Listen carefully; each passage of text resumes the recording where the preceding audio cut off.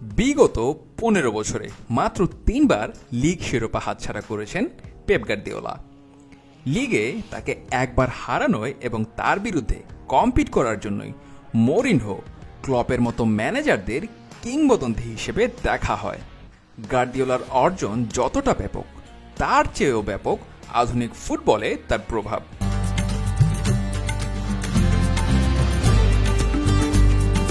বর্তমান প্রিমিয়ার লিগের দিকে তাকান না, লিভারপুল, আর্সেনাল, চেলসি, স্পার্স, সিটির ডিরেক্ট রাইভালদের সবার ম্যানেজার হেভিলি গার্দিওলা ইন্সপায়ার্ড।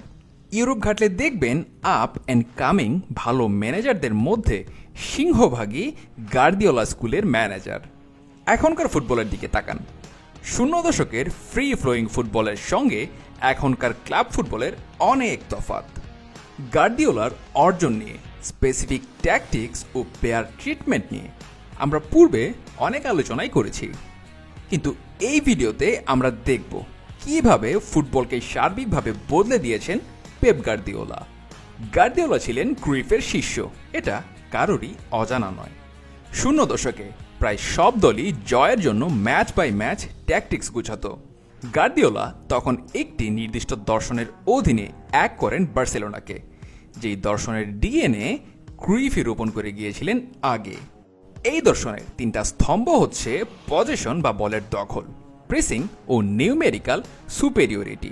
এখন আপনি বলতে পারেন সব বড় দলেরই তো ম্যাচে পজেশন বেশি থাকে, নিউমেরিক্যাল সুপেরিয়রিটি থাকে এবং তারা প্রেস করে থাকে।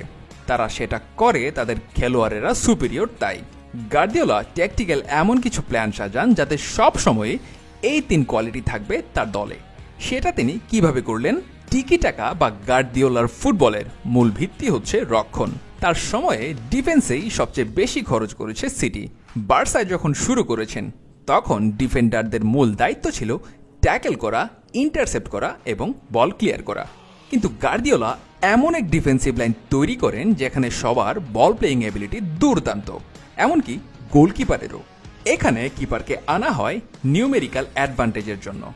যে কোনো সিচুয়েশনে প্রতিপক্ষ যদি আপনাকে প্রেস করে, আপনার 10 জন আউটফিল্ড প্লেয়ারকে তারা 10 জন মার্ক করতে পারবে। কিন্তু যখন আপনার কিপারও একজন আউটফিল্ড প্লেয়ারের মতো বল লেনদেন শুরু করবে, তখনই হিসেবটা উল্টে যাবে। কিপারকে মার্ক করতে গেলে একজন প্লেয়ার ফাঁকা হয়ে যাবে, আর কিপারকে মার্ক না করলে তাদের প্রেস কাজ করবে না। বার্সায় ভালদেস, বায়ার্নে নয়ার, সিটিতে এডারসন।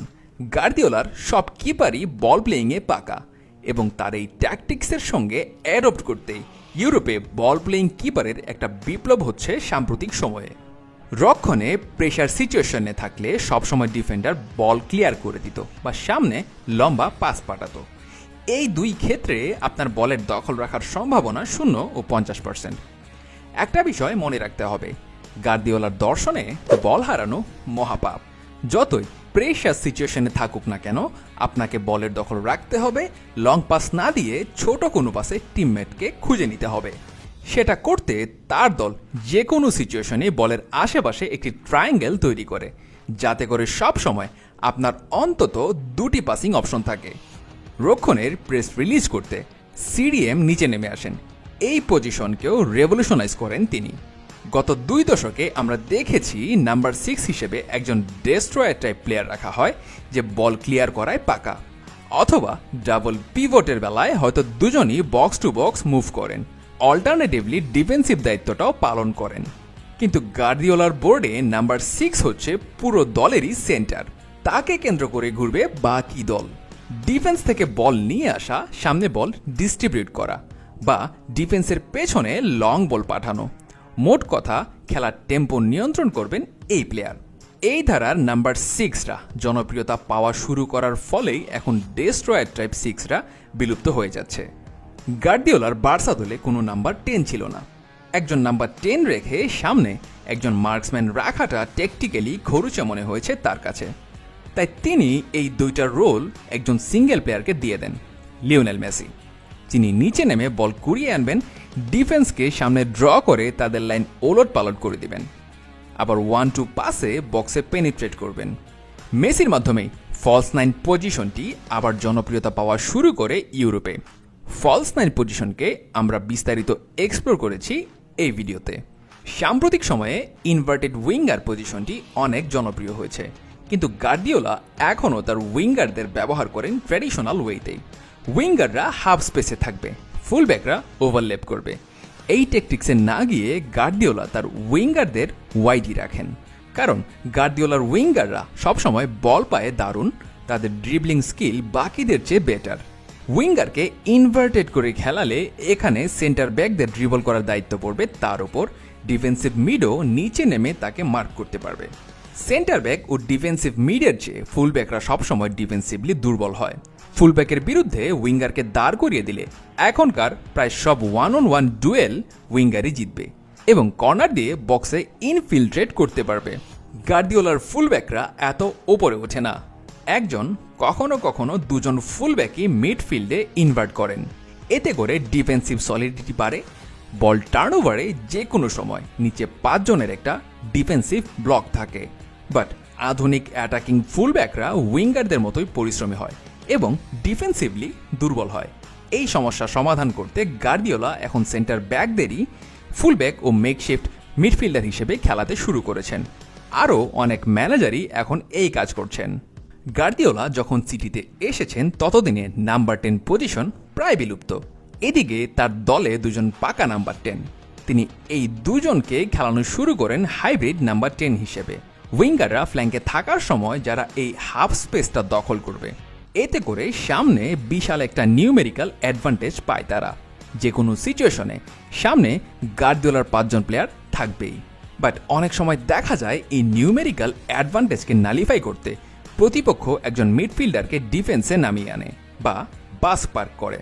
এই সমস্যার সমাধান করতে গার্দিওলা আরেকটি পজিশন ইনভেন্ট করেন। 2022-23 মৌসুমে যখন হালান্ডকে নিয়মিত খেলানো শুরু করেছে ম্যান সিটি, যার বল প্লেয়িং অ্যাবিলিটি মোটেও পূর্বের গার্দিওলা নাম্বার 9দের মতো না। সামনে ক্রিয়েটিভ স্পার্ক বাড়াতে তিনি সেন্টার ব্যাক জন স্টোনসকে একটা ফ্রি রোলে খেলানো শুরু করেন। সামনের বল খেলোয়াড়েরই স্পেসিফিক পজিশন আছে, তাদের মার্ক করার জন্য লোকও আছে। জন স্টোনস যা করেন, তিনি শুরু করেন রদ্রির পাশে থেকে, এরপর সামনে যেখানে ফ্রি পকেট পাবেন সেখানেই জায়গা নেবেন, বল পেলে প্রোগ্রেস করবেন। প্রায় এটাকেই বক্সের ভেতরে দেখা যেতে শুরু করে স্টোনসকে। জন স্টোনসের এই রেভলিউশনারি রোল সিটি ট্রেবল জয়ে মূল ট্যাকটিক্যাল ভূমিকা পালন করেছিল বলেই মনে করেন অনেক ফুটবল বিশেষজ্ঞ। মাঠের প্রতিটি পজিশনকে রেভলিউশনাইজ তো করেছেনই, তার ফুটবলের সঙ্গে টেক্কা দিতে বাকিদেরও ইভলভ হতে বাধ্য করেছেন। সার্বিকভাবে যে ধারার ফুটবল এখন খেলা হয়, স্পেশালি ইউরোপে, তাতে গার্দিওলার প্রভাব খুবই দৃশ্যমান। 0 দশকের ফুটবলের সঙ্গে এখনকার ফুটবল কম্পেয়ার করলেই দেখতে পাবেন ফুটবল এখন অনেক পাস নির্ভর, ক্যালকুলেটেড, লো পেস্ট হয়ে গেছে। আপ অ্যান্ড কামিং ম্যানেজারদের দিকে তাকালেই বুঝতে পারবেন গার্দিওলা বলই এই মুহূর্তে ফুটবলের সবচেয়ে ডমিনেন্ট ফুটবল আইডিয়া। যখন ফুটবলের ইতিহাস লেখা হবে তখন হয়তো আধুনিক ফুটবলকে 2 ভাগে ভাগ করা হবে, গার্দিওলা পূর্ব ফুটবল এবং গার্দিওলা উত্তর ফুটবল।